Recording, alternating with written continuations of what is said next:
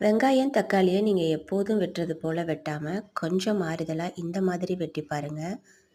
ஸ்லைஸும் ரொம்ப மெல்லிசா வரும். அது மட்டும் இல்லாம வழுக்கிக்கிட்டும் போகாது.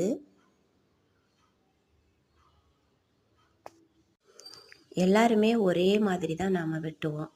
இந்த மாதிரி நீங்க வெட்டி பாருங்க. எவ்வளோ மெல்லிசா இந்த வெங்காயம் வந்திருக்கு பாருங்க. இதே போல நீங்க தக்காளியும் இதே மாதிரி வெட்டுனீங்கன்னா, ரொம்ப மெல்லிசா வரும். வழுக்கிக்கிட்டும் போகாது.